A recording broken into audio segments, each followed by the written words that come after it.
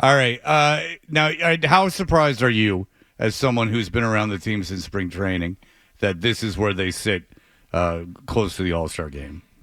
Yeah, I think it's been surprising for everybody.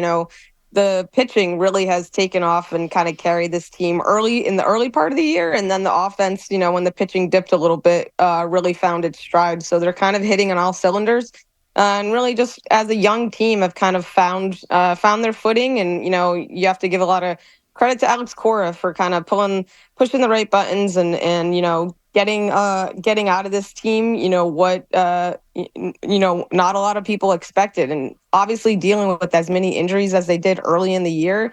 It's pretty impressive to see where they're at. You guys mentioned about being 5.5 back of the Orioles. Obviously it's still only July, but it's a crucial time period with the trade deadline approaching. So I think everyone in the organization is obviously happy with where they're at, but know that they kind of can't let their foot off the gas. I've seen Sam Kennedy on Nesson insist that this team is going to take on salary if the trade is right, and he talks about the track record of ownership.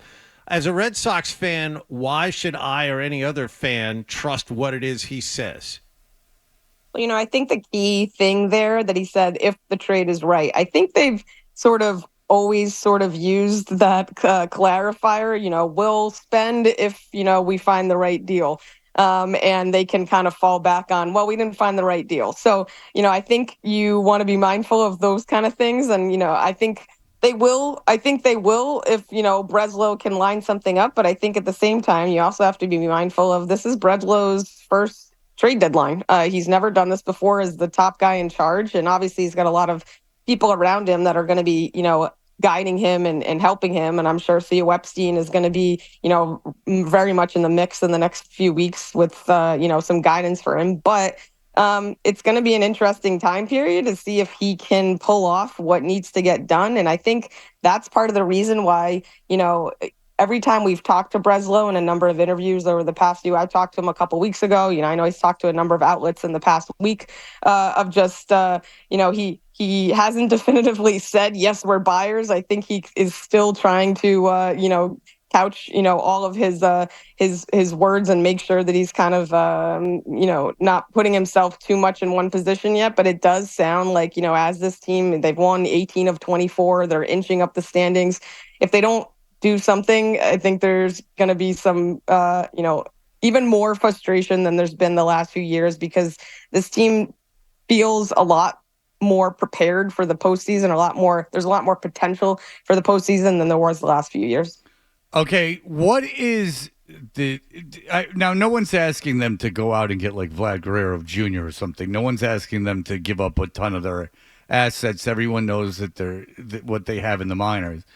What would be the hesitation for getting a left-handed starter, like like a depth rotation piece, when you didn't have to give up one of your top 10 your top 10 prospects, because it can't be financial, because I would think that it, like, if you made the playoffs you'd make money in that, because especially if you get an expiring contract. What's the hesitation to make a move at the deadline? Not a blockbuster, but a move.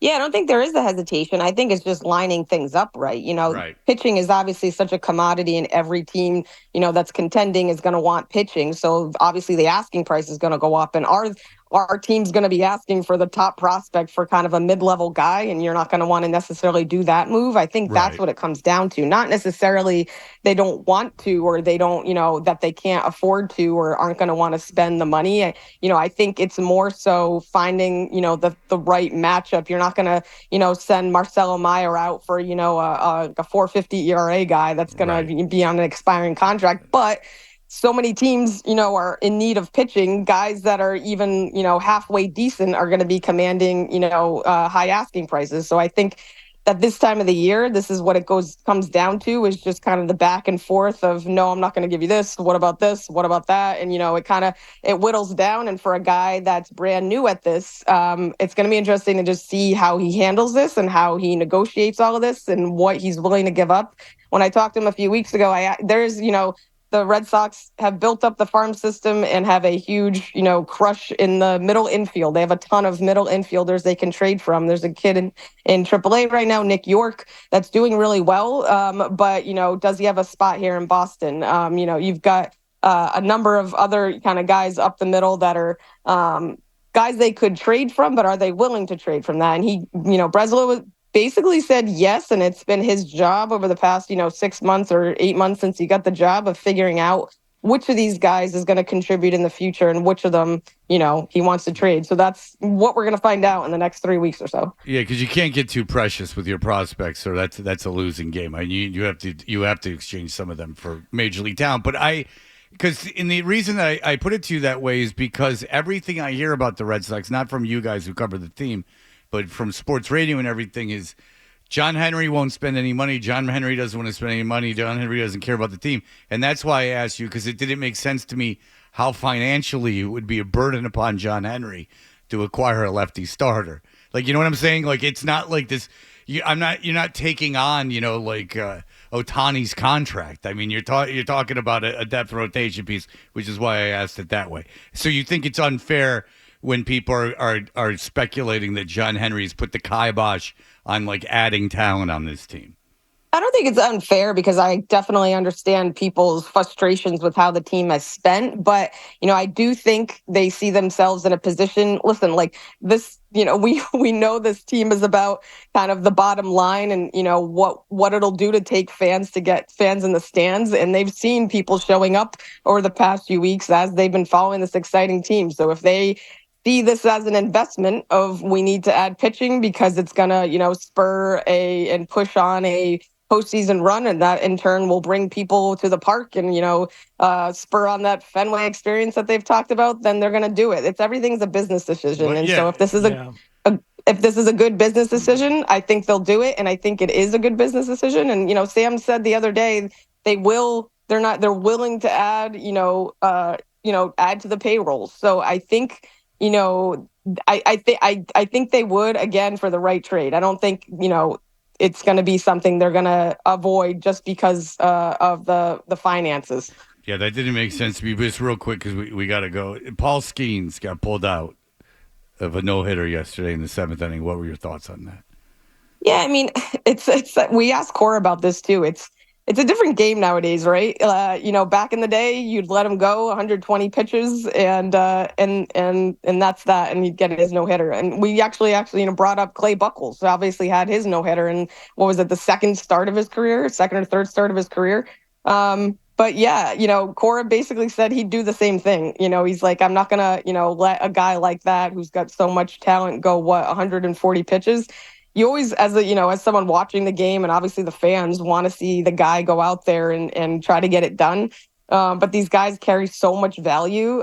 There's, guys that are managing the team and behind the scenes always keep that in mind. And I think always err on the side of caution, especially with a guy like him. They tried to play it safe, and, you want to see the no hitter, of course, but I think they probably made the right call there. Jen McCaffrey, you and Alex Cora are correct. Thank you. You have passed the test, Jen McCaffrey. All right. Glad to hear that. Very good. Everyone read Jen McCaffrey. She covers the Red Sox on The Athletic. Thank you so much for the time. Thanks, Jen. All right. Thanks, guys. All right. If you like that clip, check out more videos from Toucher and Hardy here. Point slightly up and to the left. For more Red Sox analysis and opinion, hit this playlist. Point slightly down and to the left. And for all the latest from the Sports Hub, download the app at 985thesportshub.com.